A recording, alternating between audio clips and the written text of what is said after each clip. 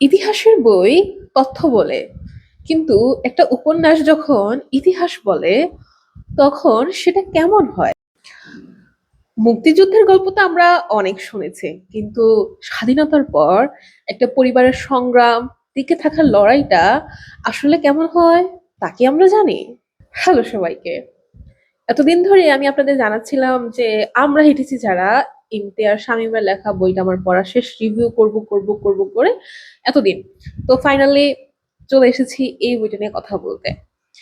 এই বইটাতে গল্পকথক মনীষা, তার বাবা, মা এবং একটি পরিবারের টিকে থাকার গল্পটা বলা হয়। ইমতিয়াজ সাহেবের লেখা, তার লেখার ধরন এবং উপস্থাপনা এত দারুণ ছিল যে আমি আসলে বইটা নিয়ে কিভাবে আলোচনা করব সেটা নিয়ে একটু চিন্তিত ছিলাম। তবে বলছি নিজের মতো করে, ভুল ত্রুটি মার্জনা করবেন।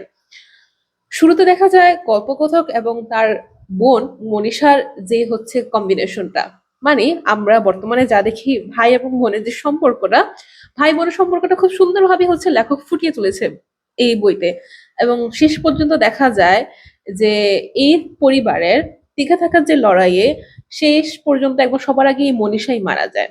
তারপর তার মা খুন হয় এবং তার পরিণতি আসলে কি হয় সেটা আপনারা জানবেন। তবে এই গল্পের মধ্যে দিয়ে আমরা দেখতে পাই মুক্তিযুদ্ধের পরবর্তীতে রাত বাহিনী, তারপরে হচ্ছে জলপাই বাহিনী সহ বিভিন্ন বাহিনীর আক্রমণ, জিয়াউর রহমানের মৃত্যু এবং হচ্ছে আওয়ামী লীগ সরকারের বিভিন্ন আমলাতান্ত্রিক কর্মকাণ্ড এবং একটা পরিবারের টিকে থাকা এবং সেখান থেকে উঠে আসা একটা ছেলের যে লড়াইটা সেটাই দেখতে পাবেন।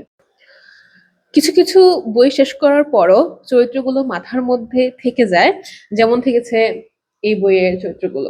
আমরা হেঁটেছি যারা আর গল্প আজ এখানেই শেষ হলো। আমি আপনাদের অনেক বিরক্ত করেছি এই বইটার বই ছবি এবং রিল দিয়ে দিয়ে বারবার।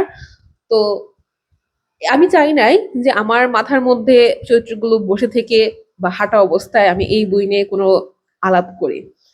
আমি চেষ্টা করেছি আমার মতামতটুকু দেওয়ার। আপনারা যারা হচ্ছে বইটি পড়েছেন বা পড়বেন বলে আশা করেছেন তারা পড়তে পারেন, আর যারা পড়েছেন তারা আপনাদের মন্তব্য জানাতে পারেন। আপনাদের মন্তব্যের জন্য আমি অপেক্ষা করছি। আর কারা কি বই পড়ছেন অবশ্যই জানাবেন। আজ এ পর্যন্তই, পরবর্তীতে কথা হবে অন্য কোনো বই নিয়ে, অন্য কোনো বইয়ের সাথে। সাথেই থাকুন, বইয়ের সাথেই থাকবেন।